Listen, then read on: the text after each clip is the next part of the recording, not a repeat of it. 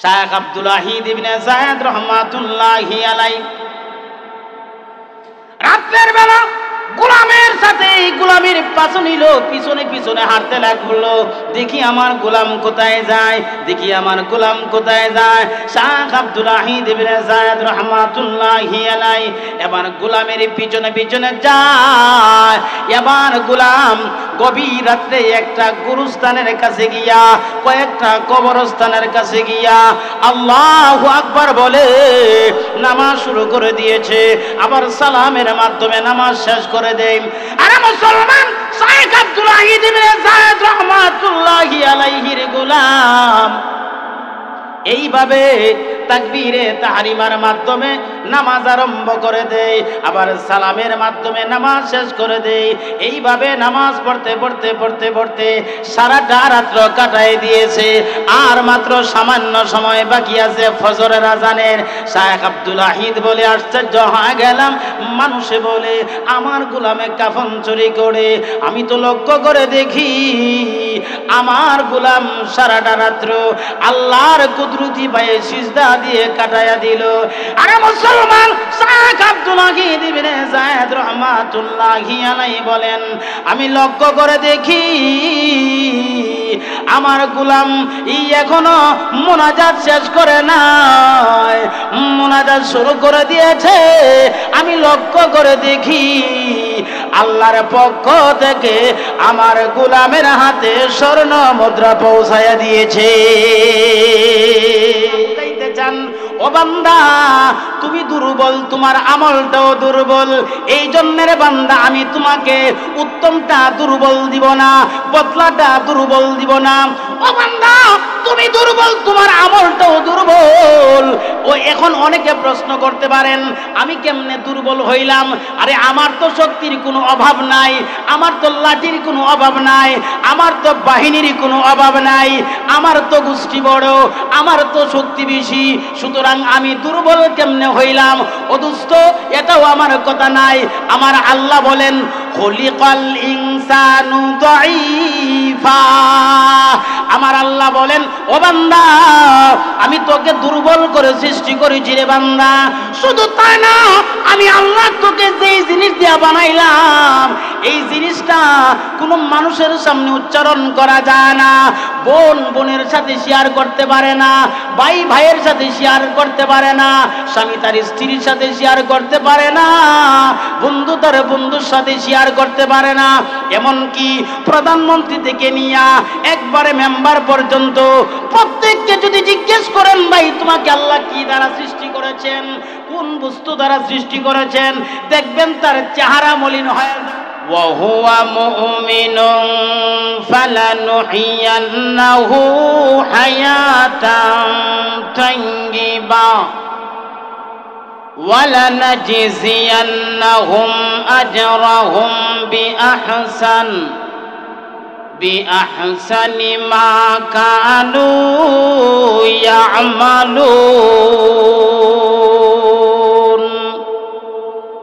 وعن سيد الجن والبشر صلى الله عليه وسلم من قال لا إله إلا الله فدخل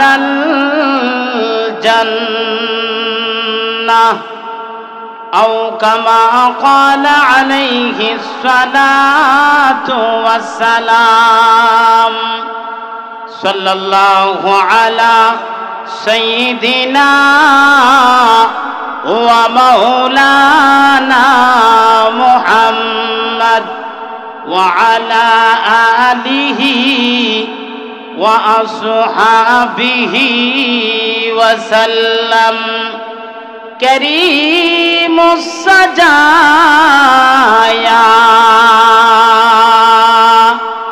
جميل الشيم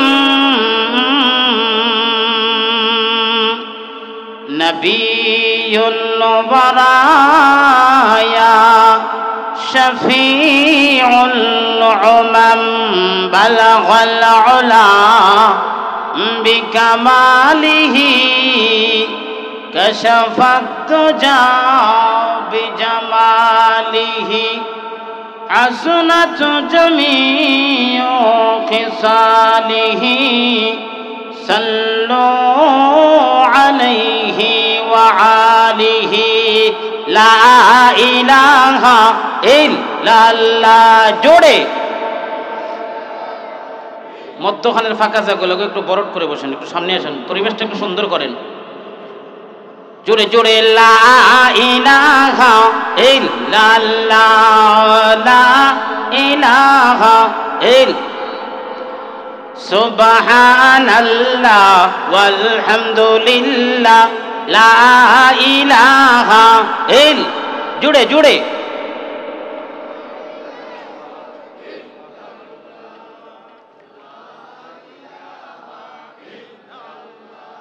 লা ইলাহা ইল্লাল্লাহু মুহাম্মাদুর রাসূলুল্লাহ সাল্লাল্লাহু আলাইহি ওয়াসাল্লাম। জামিয়া আরাবিয়া তালিমুল কোরআন কান্দি মাদ্রাসার বার্ষিক ইসলামী মহাসম্মেলনের বর্তমান অধিবেশনের অত্যন্ত শ্রদ্ধাস্পদ সভাপতি দিগার হযরত উলামায়ে কেরাম, পিতৃতুল্য মুরব্বিয়ানে আযাম, প্রাণ প্রিয় যুবক ভাইরা, পর্দার আড়ালের অত্যন্ত শ্রদ্ধেয় মা ও বোনেরা, রব্বে কারীমের দরবারে লাখো কোটি শুকর জ্ঞাপন করছি, যিনি দয়া করে মায়া করে ভালোবেসে দুনিয়ার সমস্ত ফিতনা ফাসাদ থেকে ফারিক করে আল্লাহর কোরআন ও রাসূলের হাদিসের আলোচনা শোনার জন্যে আসার এবং বসার যেই মহিয়ান গাড়িয়ান রব্বে কারীম আমাদেরকে তৌফিকটুকু দান করেছেন, সেই রব্বে কারীমের দরবারে স্বতঃস্ফূর্তভাবে আকাশ বাতাসকে মুখরিত করে একবার কালিমাতুশ শুকুর আদায় করি আলহামদুলিল্লাহ। আরো জোরে বলি আলহামদুলিল্লাহ। আমার ভাইরা, আমি আপনাদের সামনে পবিত্র কালামুল্লাহর সূরা নাহালের ৯৭ নম্বর আয়াত কারিমা তেলাওয়াত করেছি। বিশ্ব নবীর অসংখ্য হাদিস থেকে এখানে হাদিস পাঠ করেছি। আল্লাহ যদি তৌফিক দান করেন, আয়াত এবং হাদিসকে সামনে রেখে কিছু কথা বলার চেষ্টা করব। ওমা তৌফিকি ইল্লা বিল্লাহ। এর আগে আমি আপনাদের সামনে এক দুইটা প্রস্তাব রাখতে চাই। আপনারা কি রাজি আছেন? আওয়াজে তো বোঝা যায় না। প্রত্যেকটা বক্তার একটা তবিয়ত আছে। আমার তবিয়ত হলো, আমার ওয়াজ তিতা লাগুক আর মিঠা লাগুক, যাই লাগুক না কেন, যতক্ষণ পর্যন্ত আমি আলোচনা করব ততক্ষণ কি আমার সাথে থাকবেন না আমারে তৈয়া ভাগবেন? না, আওয়াজে তো দুম দুম মনে হয়। যতক্ষণ আলোচনা করব আমি আমার সাথে থাকবেন না ভাগবেন? হাত তুললে দেখান কে কে ভাগবেন।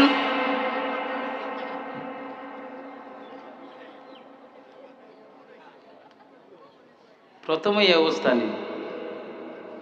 2 নাম্বার হলো, মাঝে মধ্যে যদি সুবহানাল্লাহ, নাউযুবিল্লাহ, আউযুবিল্লাহ বলার প্রয়োজন হয়, কৃপণতা দূর করে কি বলতে পারবেন?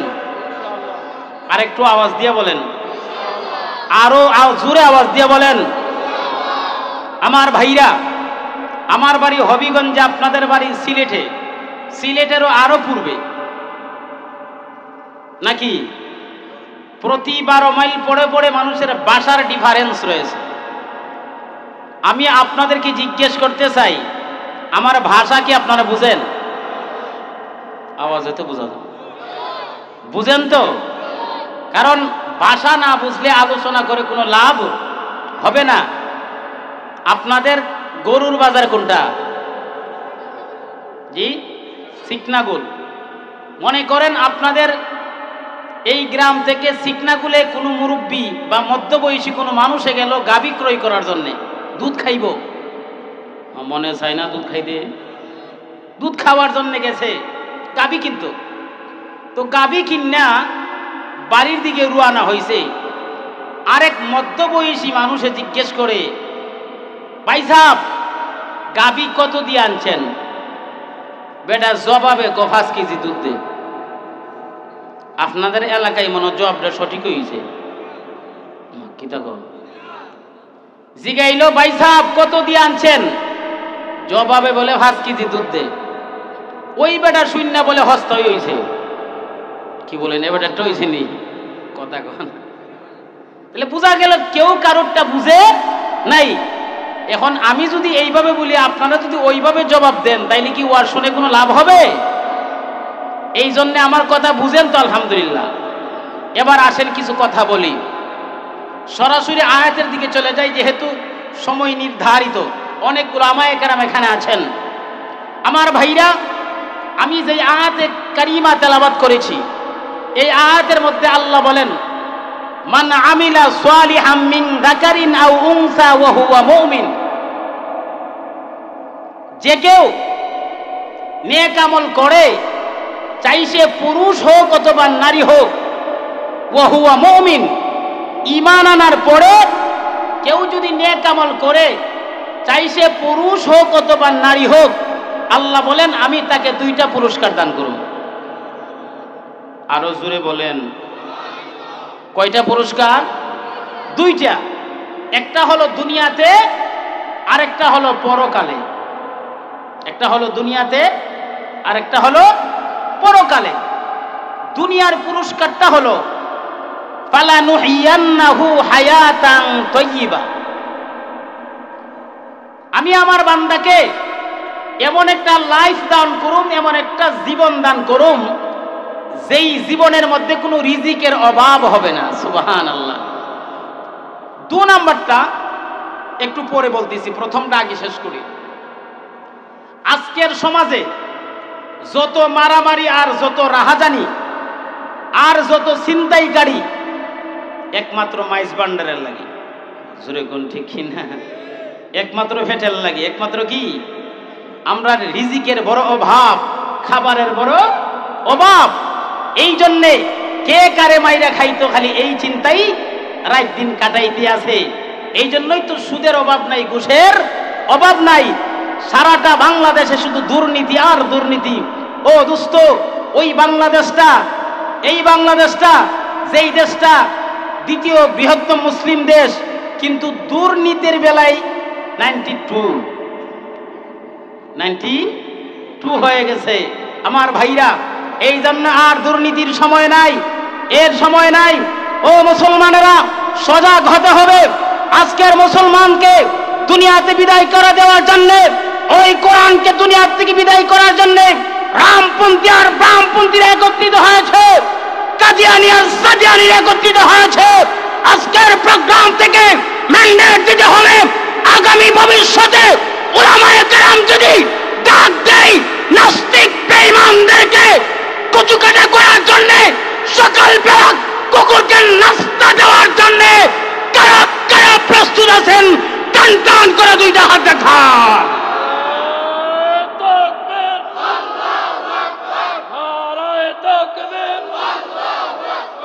ইসলামের শত্রুরা হুঁশিয়ার, সাবধান।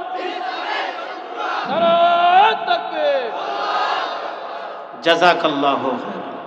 সবে প্রস্তুত আছেন তো ইনশাআল্লাহ? এবার আসেন আমি আয়াতের দিকে যাই। আল্লাহ কি পুরস্কার দিবেন? মান আমিলা সালিহাম মিন যাকারিন আও উনসা ওয়া হুয়া মুমিন ফালানুহিয়ান্নাহু হায়াতান তাইয়্যিবা। জোরে কন্না আল্লাহু আকবার।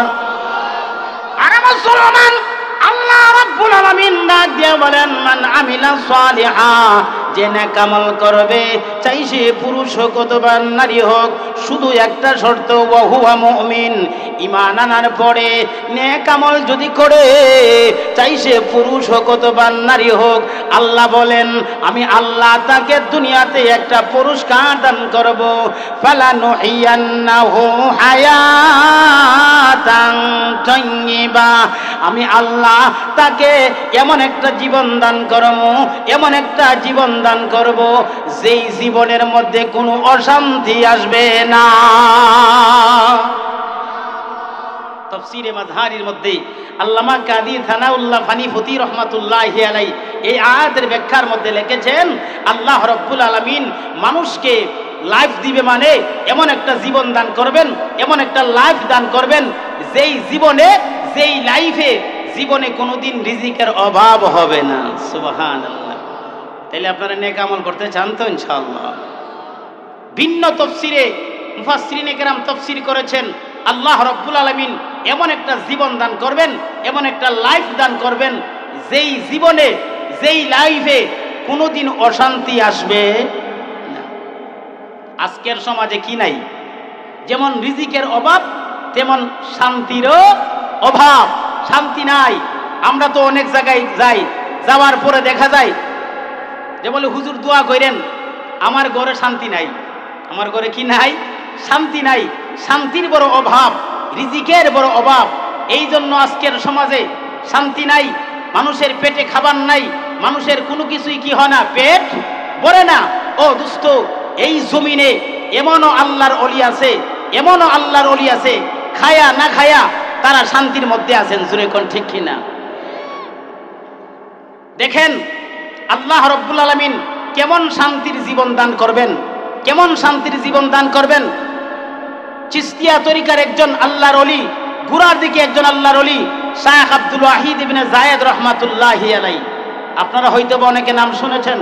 শায়খ আব্দুল ওয়াহিদ ইবনে যায়েদ রহমাতুল্লাহি আলাইহি উনি প্রথম জমানায় দুনিয়ার সাথে সম্পর্ক বেশি ছিল, আখিরাতের সাথে তেমন একটা সম্পর্ক ছিল না। দুনিয়ার সাথে বড় সম্পর্ক ছিল। এই জন্য উনি যখন একদিন গোলাম কেনার জন্য যাবেন, এমতো অবস্থায় গোলাম কিনবেন, গোলামটা বড় ছিল দিনদার এবং আমলওয়ালা।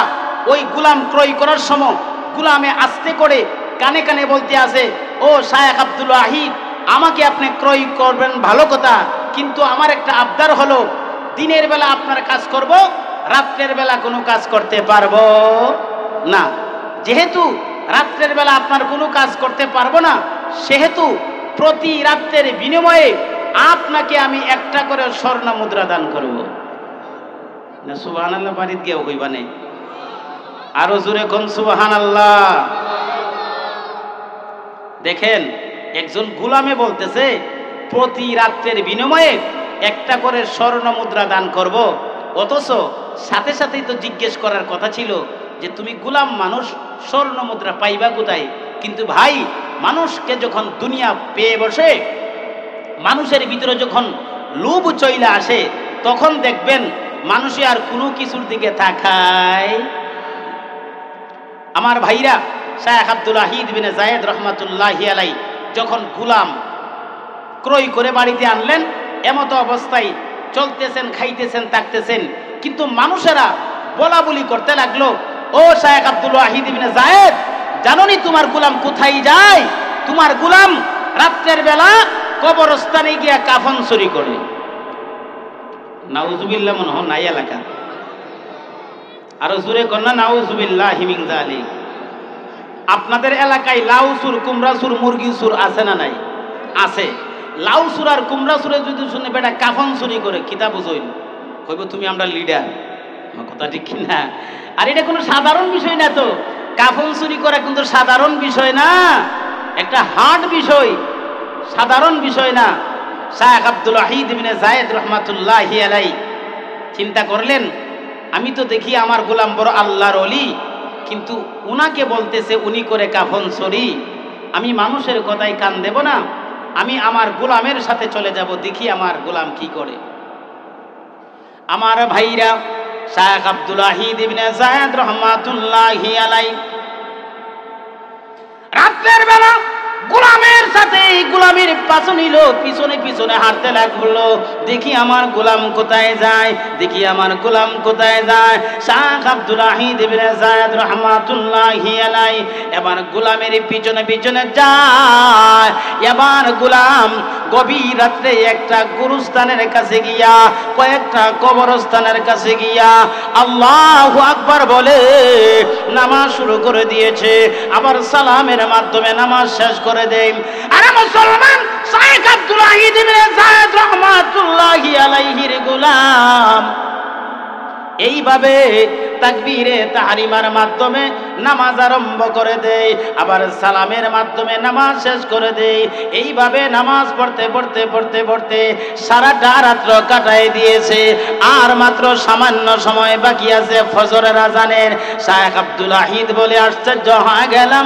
মানুষে বলে আমার গোলামে কাফন চুরি করে, আমি তো লক্ষ্য করে দেখি আমার গোলাম সারাটা রাত্র আল্লাহর কুদরতি পায়ে সিজদা দিয়ে কাটায়া দিল। আরে মুসলমান, শাইখ আব্দুল ওয়াহিদ ইবনে যায়েদ রাহমাতুল্লাহি আলাইহি বলেন আমি লক্ষ্য করে দেখি আমার গোলাম এখনো মুনাজাত শেষ করে নাই, মুনাজাত শুরু করে দিয়েছে। আমি লক্ষ্য করে দেখি আল্লাহর পক্ষ থেকে আমার গোলামের হাতে স্বর্ণ মুদ্রা পৌঁছায়া দিয়েছে। আরে মুসলমান, শাইখ আব্দুল ওয়াহিদ ইবনে যায়েদ রাহমাতুল্লাহি আলাইহি আশ্চর্য হয়ে গেল, কি ব্যাপার? মানুষে বলে আমার গোলাম কাফন চুরি করে, কিন্তু আমি লক্ষ্য করে দেখলাম সারাটা রাত্র কাটায় দিল নামাজ পড়ে, আল্লাহর কুদরতি পায়ে সিজদা দিয়া সারাটা রাত্র কাটায় দিল। কিন্তু মানুষে বলে কাফন চুরি করে। ঠিক আছে, বুঝতে পেরেছি আমার গোলাম কাফন চোর না, আমার গোলাম বড় আল্লাহর ওয়ালি, বড় আল্লাহওয়ালা। আমি সকাল হলে চলে যাব, এখন আমার গোলামের রাস্তায় চলে যাক। এই কথা বলে শাইখ আব্দুল ওয়াহিদ ইবনে যায়েদ রাহমাতুল্লাহি আলাইহি উনি উনার রাস্তায় চলে গেলেন, গোলাম তার রাস্তায় চলে গেল। সকালবেলা যখন সূর্য উদয়মান হয়েছে, এমনিতেই লক্ষ্য করে দেখে এমন এলাকার মধ্যে আসছে, এই এলাকা জীবনে কোনোদিন দেখে নাই। আশ্চর্য হয়ে গেল, কোথায় আসলাম?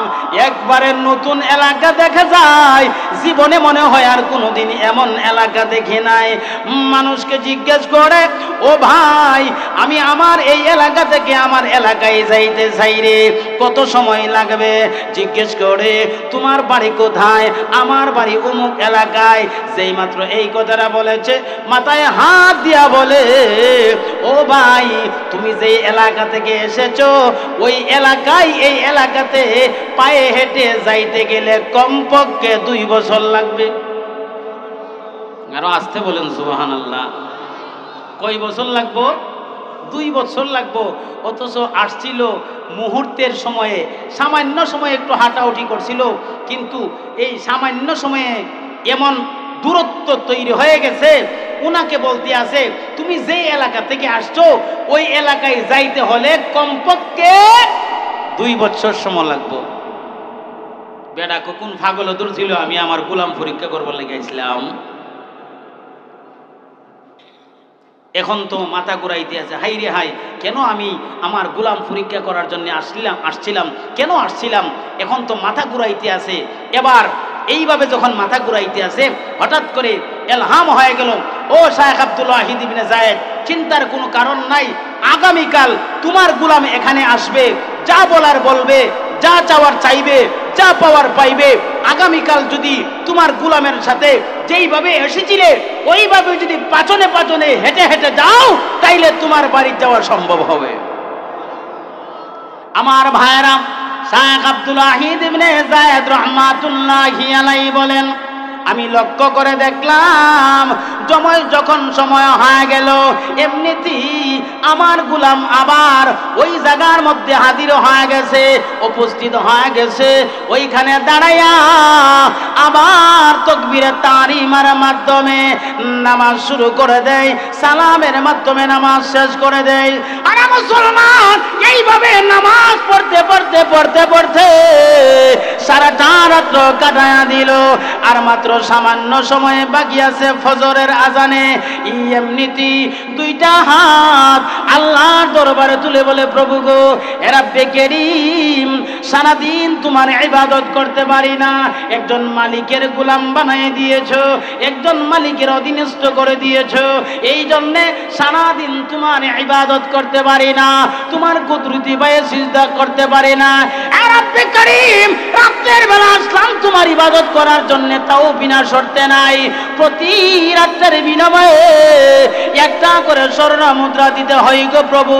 রাব্বে কারীম, আমার গোলাপরা দান নাই, আমার স্বর্ণ মুদ্রার কোনো ভান্ডার নাই, আমার স্বর্ণ মুদ্রার কোনো খনি নাই।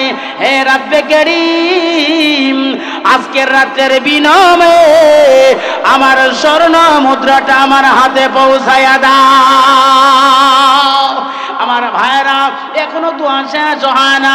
শেখ আব্দুল ওয়াহিদ ইবনে যায়েদ রাহমাতুল্লাহি আলাইহি বলেন, আমিও লক্ষ্য করে দেখি আমার গোলামের এখনো মুনাজাত শেষ হয় না, আবার কোন মানুষও আমার সামনে দেখা যায় না। হঠাৎ করে লক্ষ্য করে দেখি আমার গোলামের হাতে আল্লাহর পক্ষ থেকে স্বর্ণ মুদ্রা হাজির হয়ে গেছে। আমার ভাইরা, আমি আপনাদেরকে প্রশ্ন করতে চাই, যেই গোলাম নামাজ পড়ে দুইটা হাত আল্লাহর দরবারে উত্তোলন করলে সঙ্গে সঙ্গে আল্লাহ আসমান থেকে স্বর্ণ মুদ্রার ব্যবস্থা করে দেয়, ওই লোকটার জীবন শান্তির না অশান্তির? আরো জোরে বলেন না আমার ভাইরা রে। এই জন্য আমার আল্লাহ বলেন, মান আমিলা সালিহাম মিন যাকারিন আও উনসা ওয়া হুয়া মুমিন ফালানুহিয়ান্নাহু হায়াতান তাইয়্যিবা। কেউ যদি নেক আমল করে, চাইছে পুরুষ হোক অথবা নারী হোক, ঈমান আনার পরে আমি আল্লাহ তাকে এমন একটা জীবন দান করব যেই জীবনে কোনো অশান্তি আসবে না। সংক্ষিপ্ত ভাবে এক নম্বরটা বললাম, আরো লম্বা ঘটনা আছে, এইদিকে যাব না যেহেতু সময় নির্ধারিত। ও দোস্ত, এবার আসেন দুই নম্বরটা। ফালানুজিয়ান্নাহুম আজরাহুম বিআহসানি মা কানু ইয়ামালুন। আমার আল্লাহ ডাক দিয়া বলেন, ওরে বান্দা, তুমি যদি নেক আমল করো, চাইছে পুরুষ হোক অথবা নারী হোক, ঈমান আনার পরে নেক আমল যদি করো, আমি আল্লাহ তোমাকে দুইটা পুরস্কার দান করব। একটা হলো দুনিয়াতে, সেটা হলো ফালানুহিয়ান্নাহু হায়াতান তাইয়্যিবা। আমি আল্লাহ তোমাকে এমন একটা জীবন দান করব, এমন একটা লাইফ দান করব, যেই লাইফের মধ্যে, যেই জীবনের মধ্যে রিজিকের কোনো অভাব হবে না, অশান্তি বলতে কিছু থাকবে না। দুই নাম্বারটা হলো ওয়ালানাজিয়ান্নাহুম আজরাহুম বিআহসানি মা কানু ইয়ামালুন। আমার আল্লাহ ডাক দিয়া বলেন, অবশ্যই অবশ্যই আমি আল্লাহ তাকে বদলা দান করব বিআহসান, তার আমলের চেয়েও আমি আল্লাহ উত্তম বদলা দান করব। আল্লাহ বুঝাইতে চান, আমি দুই নাম্বারটা হলো, দুই নাম্বার পুরস্কারটা হলো আমি আল্লাহ তাকে তার আমলের চেয়েও উত্তম বদলা দান করব। সুবহানাল্লাহ। আল্লাহ বুঝাইতে চান, ও বান্দা, তুমি দুর্বল, তোমার আমলটাও দুর্বল, এই জন্য রে বান্দা আমি তোমাকে উত্তমটা দুর্বল দিব না, বদলাটা দুর্বল দিব না। ও বান্দা, তুমি দুর্বল, তোমার আমলটাও দুর্বল। ও এখন অনেকে প্রশ্ন করতে পারেন, আমি কেমনে দুর্বল হইলাম? আরে আমার তো শক্তির কোনো অভাব নাই, আমার তো লাঠির কোনো অভাব নাই, আমার তো বাহিনীর কোনো অভাব নাই, আমার তো গোষ্ঠী বড়, আমার তো শক্তি বেশি, সুতরাং আমি দুর্বল কেমনে হইলাম? ও দোস্ত, এটাও আমার কথা নাই। আমার আল্লাহ বলেন, খলিকাল ইনসানু দাঈফা। আমার আল্লাহ বলেন, ও বান্দা, আমি তোকে দুর্বল করে সৃষ্টি করেছি রে বান্দা। শুধু তাই না, আমি আল্লাহ তোকে যেই জিনিস দিয়া বানাইলাম, এই জিনিসটা কোনো মানুষের সামনে উচ্চারণ করা যায় না। বোন বোনের সাথে শেয়ার করতে পারে না, ভাই ভাইয়ের সাথে শেয়ার করতে পারে না, স্বামী তার স্ত্রীর সাথে শেয়ার করতে পারে না, বন্ধু তার বন্ধুর সাথে শেয়ার করতে পারে না। এমনকি প্রধানমন্ত্রী থেকে নিয়ে একবারে মেম্বার পর্যন্ত প্রত্যেককে যদি জিজ্ঞেস করেন, ভাই তোমাকে আল্লাহ কি দ্বারা সৃষ্টি করেছেন, কোন বস্তু দ্বারা সৃষ্টি করেছেন, দেখবেন তার চেহারা মলিন হয়ে যায়। কথা কয় না? চেহারা কি হয়ে যায়? মলিন হয়ে যায়।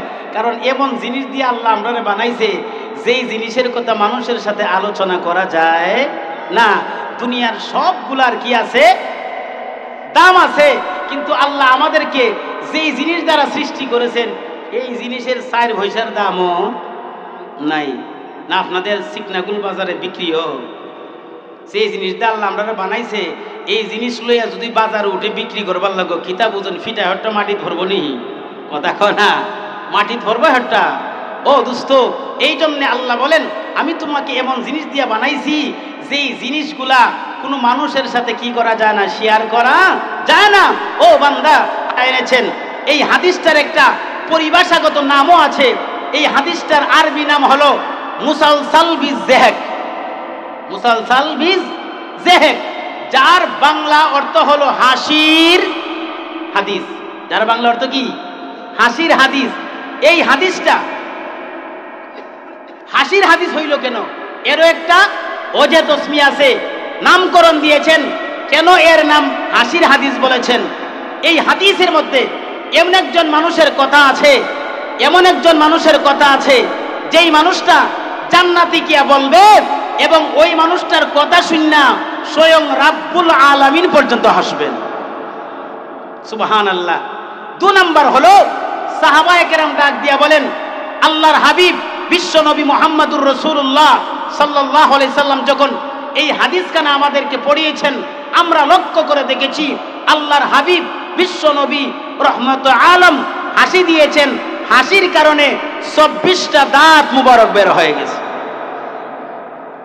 আপনারা কি বলেন? ইসলাম ও হাসি আনন্দ আছে না নাই? আরো জোরে কোন? ও দোস্ত, অনেক যুবকরা মনে করে আর ইসলামে কোনো হাসি আনন্দ নাই, ইসলামে কোনো ফুর্তি নাই, শুধুমাত্র গানেই ফুর্তি আছে, শুধুমাত্র নাট্য অনুষ্ঠানেই ফুর্তি আছে, আনন্দ আছে, হাউজিং বাম্পারিতে শুধু কি আছে? আনন্দ আছে। মনে হয় আমার ইসলামে কোনো আনন্দ নাই। না দোস্ত, ইসলামের মধ্যে আনন্দ আছে। আর ইসলামে এমন জায়গা আছে যেই জায়গার মধ্যে হাসি দেওয়া সুন্নত। মা আছে না নাই? আল্লাহর হাবিব আনন্দ করে নাই? কি বলেন? এই হাদিসটা বলার আগে শুনেন আল্লাহর হাবিব কিভাবে আনন্দ করতেন। একটা ঘটনা বলবো নি আমার ভাইরা। আল্লাহর হাবিব বিশ্ব নবী রহমতে আলম একদিন সাহাবায়ে কেরামকে নিয়ে বসা আছেন। এমত অবস্থায় একজন মানুষে অনেকটা খেজুর নিয়ে আসছেন। কি নিয়ে আসছেন? খেজুর চিনেননি? খাইতে মনে হয় তিতা লাগে না মিঠা লাগে?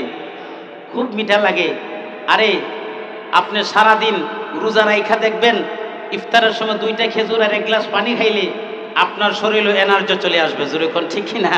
এর কারণ আমার নবীর সাথে ওই খেজুরের মহব্বত আছে। জোরে কোন ঠিক কি না? আল্লাহর হাবিব বিশ্ব নবী বসা আছেন। এমত অবস্থায় একজন খেজুর নিয়ে আসছেন। ইয়া রাসূলুল্লাহ, ইয়া হাবিবাল্লাহ, এই খেজুরগুলো আপনাকে হাদিয়া দিলাম। আল্লাহর হাবিব বিশ্ব নবী রহমতে আলম ডাক দিয়া বলেন, ও সাহাবায়ে কেরাম, এই খেজুরগুলা পরিবেশন করো, এর আগে দস্তরখানা বিছাও। সুবহানাল্লাহ। কি বলেন? দস্তরখানা সুন্নত কি সুন্নত না? আমরা তো এখন আর এই সুন্নত আদায় করতে রাজি না। এখন তো ডাইনিং টেবিল। এখন কি ডাইনিং টেবিল। এখন আর দস্তরখানার সুন্নত আমাদের কাছে নাই, প্রায় বিলুপ্তই হয়ে যাচ্ছে। ও দোস্ত, আল্লাহর হাবিব ডাক দিয়া বলেন, ও সাহাবায়ে কেরাম, দস্তরখানার ব্যবস্থা করো। এবার সমস্ত সাহাবায়ে কেরাম দস্তরখানার ব্যবস্থা করেছেন। আল্লাহর হাবিব ডাক দিয়া বলেন, তোমরা যার যার সামন থেকে পরিমিত খেজুর আছে পরিমিত খেজুর খাও। তবে পূর্ব শর্ত হলো যার যার খেজুরের বিচিগুলা সামনে স্তূপ করে রেখে দিবা। শর্ত কি? খেজুরের বিচিগুলা সামনে স্তূপ করে টাল মেরে রেখে দিবা। আল্লাহর হাবিব যেই মাত্র এই কথা বলেছেন, ও সাহাবায়ে কেরাম, খেজুরের কোনো অভাব নাই, যার যার সামন থেকে খেজুর পরিবেশন করো, খেজুর খাও, তবে পূর্ব শর্ত হলো খেজুরের বিচিগুলা যার যার সামনে স্তূপ করে রেখে দিবা। আর মুসলমান, আল্লাহর হাবিব বিশ্বনবী রাহমাতুল লিল আলামিন যখন এই অর্ডারটা দিয়েছেন, এই আদেশটা দিয়েছেন, এমনিতেই সাহাবায়ে কেরাম খেজুর খাওয়া আরম্ভ করেছেন। সাহাবায়ে কেরাম খেজুর যার যার বিচিগুলার সামন দিকে স্তূপ করে রেখে দেয়। ব্যতিক্রম হলো আল্লাহর হাবিব। আল্লাহর হাবিব বিশ্বনবী রাহমাতুল লিল আলামিন ব্যতিক্রম শুরু করে দিয়েছে। ব্যতিক্রম মানে সমস্ত সাহাবায়ে কেরাম যার যার খেজুর খাইয়া যার যার খেজুরের বিচিগুলার সামন দিকে রাখতে আছেন। আল্লাহর হাবিব বিশ্বনবী রাহমাতুল লিল আলামিন হযরত আলী রাদিয়াল্লাহু তাআলা আনহুর সামনে রাখতে শুরু করে দিয়েছেন। সুবহানাল্লাহ। আচ্ছা বলেন তো, আলী আর রাসূলের সম্পর্ক কি? জামায়ার শ্বশুর, জামায়ার শ্বশুর, দামানার হোর, দামানার হোর। আমার ভাইরা, দামানার হোর, জামায়ার শ্বশুর। আল্লাহর হাবিব বুঝাইতে চান, আজকে আমি আমার দামানদের সাথে কিছু আনন্দ করব। সুবহানাল্লাহ। এটাও সুন্নত।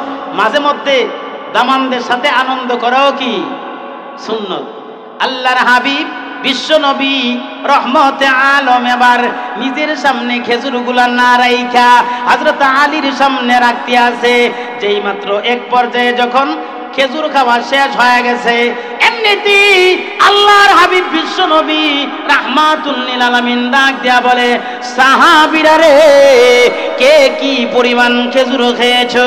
যেই মাত্র আল্লাহর হাবিব এই কথাটা বলেছেন, এমনিতেই প্রত্যেক সাহাবায়ে কেরাম যার যার খেজুরের বিচির দিকে অবলোকন করেছে, যার যার খেজুরের বিচির দিকে দৃষ্টি দিয়েছে। সমস্ত সাহাবায়ে কেরাম যার যার খেজুরের বিচির দিকে অবলোকন করতে আছে, দৃষ্টি দিতে আছে। লক্ষ্য করে দেখে যে পরিমাণ খেজুর খেয়েছে ওই পরিমাণ বিচিগুলা সামনে স্তূপ করা রাখা আছে। কিন্তু ব্যতিক্রম হলো হযরত আলী। হযরত আলীর সামনে বিচির পরিমাণ দ্বিগুণ। সুবহানাল্লাহ। আরো জোরে কন্যা সুবহানাল্লাহ। যেই মাত্র লক্ষ্য করে দেখে হযরত আলীর সামনে বিচির পরিমাণ দ্বিগুণ দেখা যায়, এমনিতে সমস্ত সাহাবায়ে কেরাম মাইন্ড করে ফেলেছে, আলী কি এত বড় পেটুক? মাজুরে কোন ঠিক না? আলী কি এত বড় পেটুক? আমার ভাইরা, হযরত আলী এই কথাটা শুনে মাইন্ড করে ফেলেছে। সত্যি সমস্ত সাহাবায়ে কেরাম যে পরিমাণ খেজুর খেয়েছি ওই পরিমাণ বিচিগুলার সামনে আছে, কিন্তু আমার সামনে দ্বিগুণ দেখা যায়। এমনিতেই হযরত আলী বাম দিকে বিশ্বনবী বসা আছেন।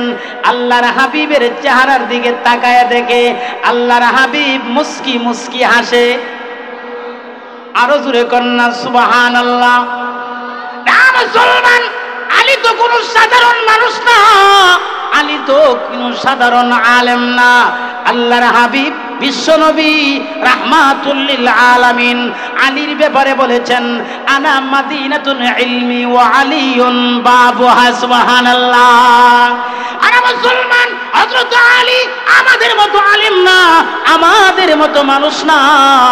আল্লাহর হাবিব স্বয়ং বলে, আনা মাদিনাতুল ইলমি ওয়া আলিয়ুন বাবুহা।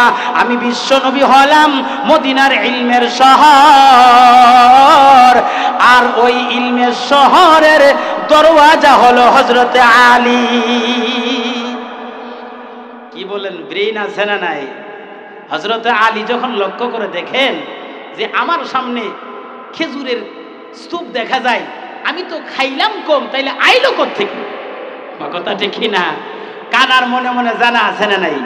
আচ্ছা, কে কি পরিমাণ খাইতে পারে সবার জানা আছে না নাই? সবার জানা আছে।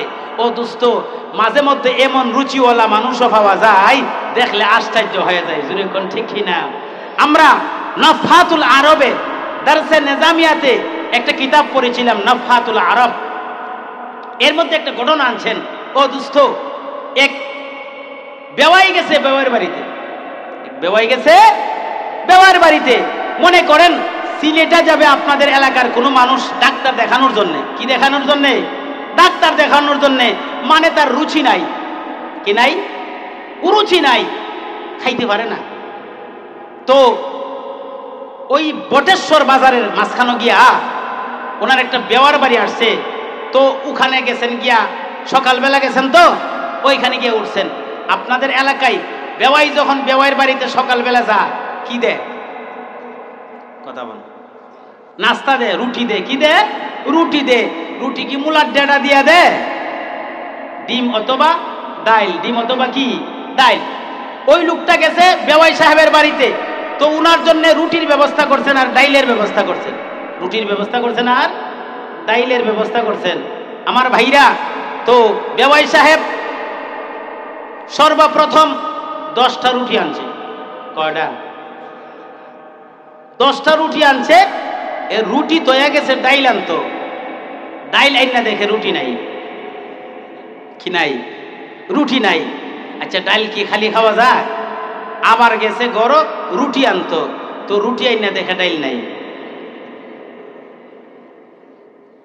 এইভাবে চক্কর দিতে দিতে 60টা, কড়া 60টা দিছে।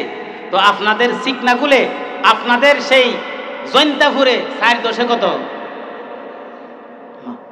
4 40। বিবিএ মুহতরমা জিজ্ঞাসা করে, মেহমান কজন? মেহমান তো একজন। ওই কও কিতা? মেহমান একজন।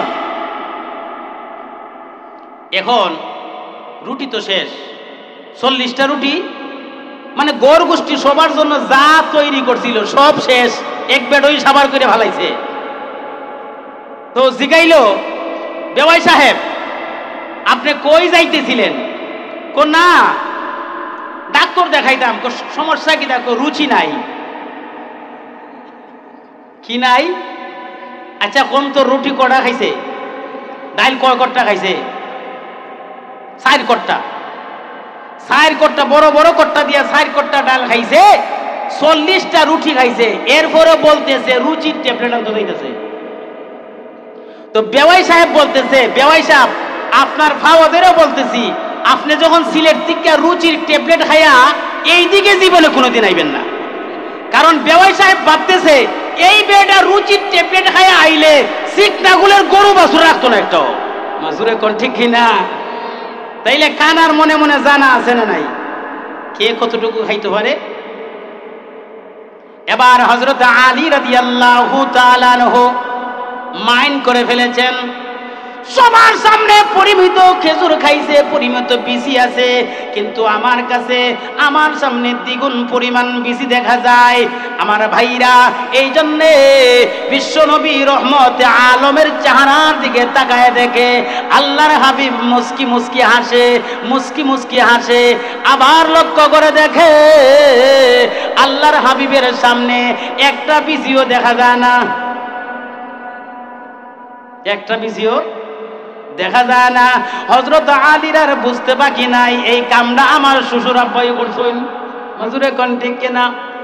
আর মুসলমান, হযরত আলী সাধারণ কোন সাহাবী না, সাধারণ কোন মানুষ না।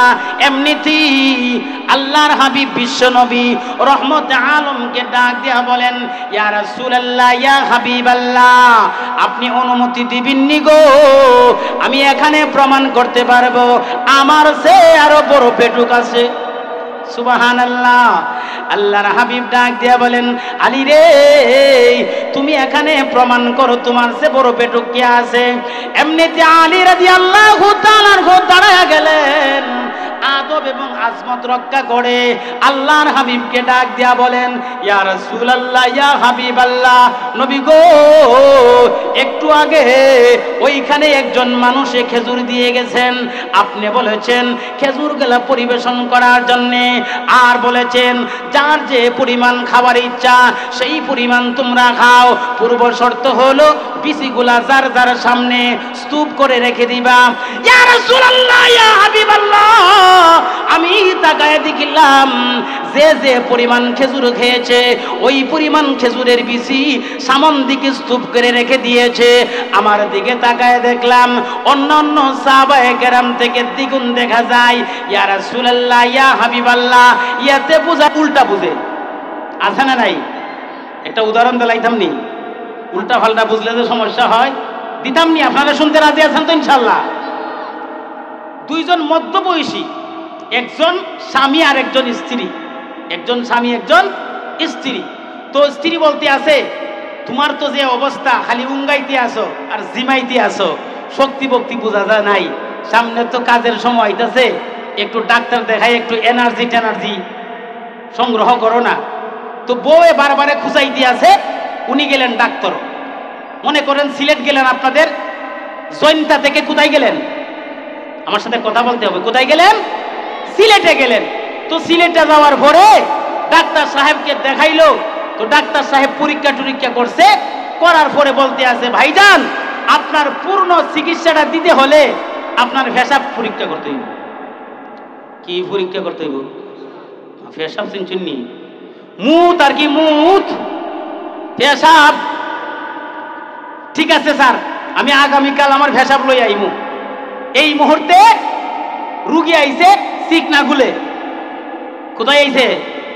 বুঝাইবার লাগি বলছে, কই না যে আপনার রুগী এমন নাই, আছে রুগী এমন। চিকনা গুলে বুঝাইবার লাগি বলতে আসছি। চিকনা গুলে আসার পরে এবার উনি আবার বলছে যে মাঝখানের পেশাব ডানবা। কোন জায়গার? মাঝখানের। সকালবেলা ঘুম থেকে উঠা উনি বোতলের মধ্যে প্রস্রাব কইরা রুমের এক সিফার মধ্যে, দরজার এক সিফার মধ্যে রাখিয়া উনি চলে গেছে হাল চাষ করার জন্যে। আর উনার মহতরমা ঘুম থেকে উঠতে ঝাড়ু লইয়া যখন ঝাড়ু দিতেছে, ঝাড়ুর মাথা লাগিয়ে পেশাব গেছে গা ভইরা। কি করছে? পেশাব গেছে গা ভইরা। এখন তো বিবি মুহতরমা ডরাইতে ডরাইতে তার চিকন গাম ছুটছে। কি গাম ছুটছে? চিকন গাম ছুটছে। কারণ বিডির জামাই বড় শক্ত জামাই, আজরাইল মার্কা জামাই। এমন জামাই ফিরতে ফিরতে আব্বাটা খাইব। মা, এমন জামাই আপনাদের এলাকায় আছে না নাই? আপনাদের এলাকায় আছে না নাই জানি না, তবে আমাদের হবিগঞ্জে আছে। মাঝে মধ্যে এমন জামার কথা হুনা যা। গরম জামাই, বিডির জামাই বড় গরম। চিন্তা করতেছে, হাল চাষ থেকে আয়া যদি পেশাব না পা তাইলে আমার হুতাইব। আমার ভাইরা মহিলা চিন্তা করতেছে, তাইলে কি করা যায়? মহিলা চিন্তা করলো, যাইছা এটার কোনো সমস্যা নাই। মহিলা বাথরুমে ঢুকিয়া ওই বোতলটা লইয়া ওই মহিলা পেশাব কইরা আবার যেই জায়গায় আসিন ওই জায়গার মধ্যে রেখে দিছে। আমার ভাইরা উনি হাল চাষ কইরা এবার বাড়িতে আসছেন, আইসা ডাইরেক্ট সিলেট। ডাইরেক্ট কোথায়? যাই হোক, হুজুর চলে আসছেন, আমি বেশি লম্বা করব না। ডাইরেক্ট সিলেটে গেছেন। সিলেটে যাওয়ার পরে ডাক্তার সাহেবকে পেশাব দিছেন। তো ডাক্তার সাহেব পেশাব পরীক্ষা কইরা বেডার ফাইল বড় বড় চোখ দিয়া থা, বড় বড় চোখ দিয়া থা। জিজ্ঞেস করতে আছে, ভাই আপনি কি জীবনে কোনোদিন মানুষ দেখছেন না? মানুষ দেখছি। তাইলে আমার রূপ কি হয়েছে? আপনি জীবনে কোনোদিন মানুষ দেখছেন না? মানুষ দেখছি, কিন্তু এমন রুগী দেখছি না জীবনে, এমন রুগী দেখছি না। তাইলে আমার কি হয়েছে? আমার কি করোনার অমিক্রণ হয়েছে নাকি? না না, করোনার অমিক্রণ আমি বুঝতে পারতেছি না, তবে তোমার পেশাবে তোমার ফেটো বাচ্চা হইব। তোমার পেশাবে তোমার ফেটো বাচ্চা হইব। এখন তো বেটা শেষ। তাহলে কি করতে হবে? Direct bypass operation. Bypass operation. বাড়িতে আইসা বেটা তো আগে জিমাইছিল, এখন খালি ঘুমাইতে আছে, এখন খালি ঘুমাইতে আছে। বিবি মহতরমা জিজ্ঞেস করেন, রে প্রাণের স্বামী পাঠাইলাম এনার্জি আনার জন্য, এখন দি ডাক্তার খানার থেকে আইসা খালি ঘুমাও, আগে জিমাইতা এখন ঘুমাও, কারণ তো বুঝতে পারলাম না। ডাক দিয়া বলে, স্ত্রী গো কেউর কাছে কইস না, ডাক্তার বলছে আমার পেটে বাচ্চা হইব। আমার ভাইরা, পেশাব এক জাত না, কিন্তু সামান্য একটু ব্যবধান হইছে। ওই তো আছেন বেডারটা, ওই জিগা বিডিরটা। আমি 5টা মিনিটে শেষ করে দেই। কি বলেন? 5টা মিনিটে আমি শেষ করে দেই। ঘটনা কিন্তু অনেক লম্বা। আমার ভাইরা, বিশ্বনবী মুহাম্মদুর রাসূলুল্লাহ সাল্লাল্লাহু আলাইহি সাল্লাম যে একবারে দুর্বল একজন ইমানদারকে কত বড় জান্নাত দিবেন, এই হাদিসটা আমি বলতেছিলাম। আপনারা ভালো করে জানেন, আল্লাহর হাবিব বিশ্বনবী বলেছেন, মান ক্বালা লা ইলাহা ইল্লাল্লাহ ফাদাখালাল জান্নাহ, যে কালিমা পড়বে সে একদিন না একদিন হলেও জান্নাতও যাবে। তবে যে আল্লাহর রসুলের তরিকা মতে চলেছে, আল্লাহর বিধান মতে চলেছে, সে ডাইরেক্ট জান্নাতে চলে যাবে। কিন্তু যে কালিমা পড়ছে কিন্তু নামাজ পড়ে নাই, রোজা রাখে নাই, সে কিন্তু ডাইরেক্ট জান্নাতে যাইতে পারবে না। আল্লাহ তাকে সর্বপ্রথম জাহান্নামে দিবেন। জাহান্নামে দেওয়ার কারণ হলো সে যে গুনাহ করছে, গুনাহ কইরা তার অন্তরটাকে কি করে ফেলেছে, অপবিত্র করে ফেলেছে। এই জন্য আল্লাহ বলবেন, বান্দা জাহান্নামে যা, কেন সুদ খাইছলে, কেন ঘুষ খাইছলে, কেন নামাজ পড়লি না, কেন রোজা রাখলি না, এই জন্য জাহান্নামে যা। জাহান্নামে গিয়া পবিত্র হওয়ার পরে তুই তোকে জান্নাতের জুকাবা না, জান্নাতের অবস্থা তৈরি কর, জান্নাতের জুকা হ, তখন আমি আল্লাহ তোকে জান্নাত দান করব। আমার ভাইরা, এক পর্যায়ে আল্লাহ রব্বুল আলামিন বাহানা তালাশ করে করে সবাইকে জান্নাত দিয়ে দিবেন, সমস্ত মুসলমানকে জান্নাত দিয়ে দিবেন। একজন মাত্র ইমানদার, দুর্বল ইমানদার বাকি থাকবে। ওই দুর্বল ইমানদারটার ব্যাপারে হাসির হাদিসটা আমার ভাইরা, এমত অবস্থায় আল্লাহ উসিলা তালাশ করবেন আমার বান্দাকে কিভাবে মাফ করতে পারে। আরে মুসলমান, আল্লাহ যখন মাফ করার ইচ্ছা হবে, এমনিতে আল্লাহ রব্বুল আলামিন তার ভিতরে এমন একটা প্রভাব সৃষ্টি করে দিবে, ওই জাহান্নামীটা, ওই দুর্বল ইমানদারটা জাহান্নামের ভিতর থেকে মাথাটা টুইলা ডাক দিয়া বলবেন, প্রভু গো আল্লাহ, সমস্ত ইমানদারকে আপনি জান্নাত দান করেছেন, শুধুমাত্র আমি একা বাকি আছি। আল্লাহ, আমি কি জান্নাতের আশা করতে পারি না? হে রব্বে কারীম, আর জাহান্নামের আগুন আমার সহ্য হয় না গো। আল্লাহ, আমাকে কি এখন মাফ করা যায় না?